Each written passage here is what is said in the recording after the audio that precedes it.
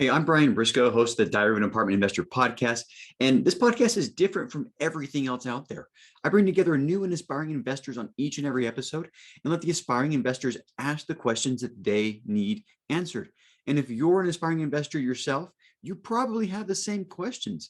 So before you get to this episode that we have prepared for you, make sure you hit the subscribe button and that little notification bell to make sure you get notified every time we post a new episode. And now, enjoy the show. This is episode number 238 and part of our multifamily brief series. Today, I'm going to talk about creating systems to scale. But before I talk about how this specifically works in apartment investing, I do want to talk about me, of course. My favorite subject. I think everybody's favorite subject is themselves. But a little story from 20-something-year-old Brian Briscoe. So over half my life ago, many years ago, 20 something years ago, I had a job teaching college math. It was my first job after getting my, first degree. And I was assigned to teach a math course that I wasn't very excited to teach. Now, of course, I still did it because it was my job. And it turns out I actually enjoyed teaching that class despite my previous lack of excitement. But, frankly, the only reason I was not excited about it was I really wanted to teach calculus, and it was not the calculus class that I was assigned to teach. It was a lower level math class. It was, roughly equivalent of an intermediate algebra class that most people, most science majors, for example, would have in high school. So wasn't super excited about it. And I was just hoping that the next semester, second semester, I'd get that calculus class that I really wanted. But lo and behold, the next quarter, next semester, we got our teaching assignments. And I was a little disappointed that I was not going to be teaching calculus again. But guess what? I was teaching the exact same class I taught the previous semester.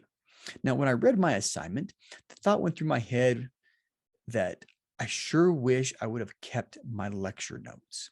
You see, I would spend about an hour or two preparing for a 45-minute lecture. I'd choose the best examples I could find and have them worked out in my notes prior to walking into the class.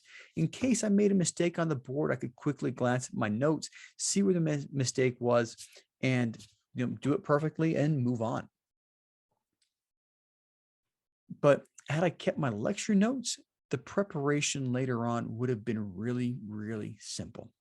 So what I decided to do is I went to the bookstore, bought myself a 3-ring binder, and I kept everything. Every lecture note, every assignment I gave, every test, every quiz, etc. Everything that I did and I produced to teach that class, I kept in that 3-ring binder.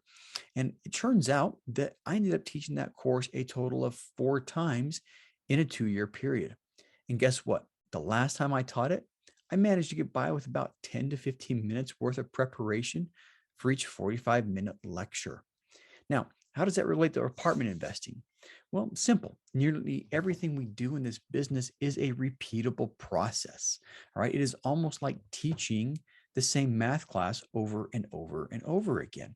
Now, the math class that I taught was a 10-week course, but you could use the same example, closing on a property, underwriting to closing is roughly the same amount of time. And then you rinse and repeat and do it all over again, hopefully, or at least that's the idea.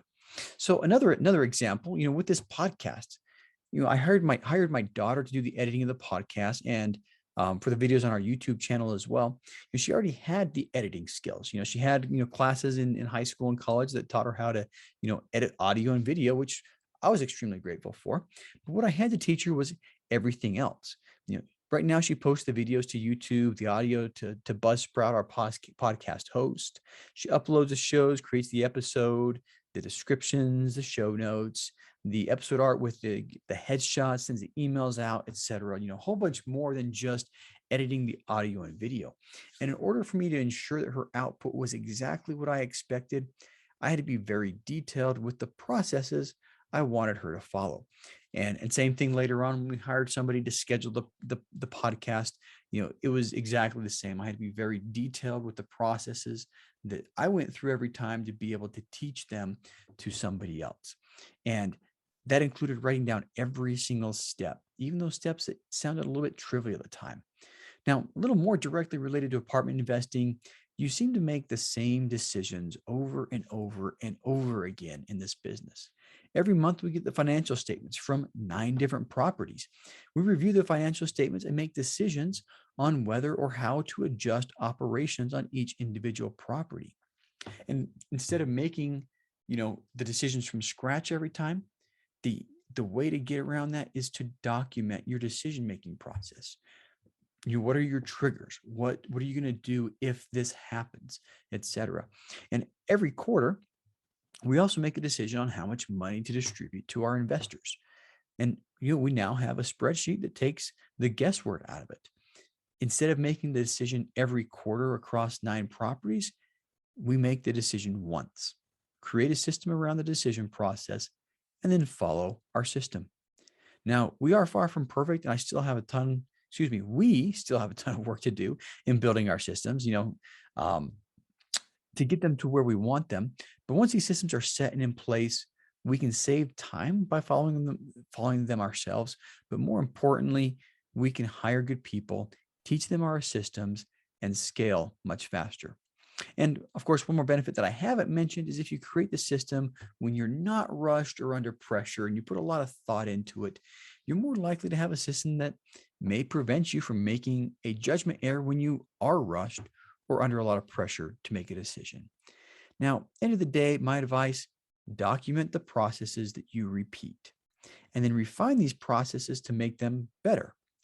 At a minimum, you become more efficient at what you do. If you plan to scale, tell you what, you're never going to scale faster than your systems are going to allow you. And that's it for today's episode. Hope you enjoyed it. And stay tuned for our episode coming out on Friday.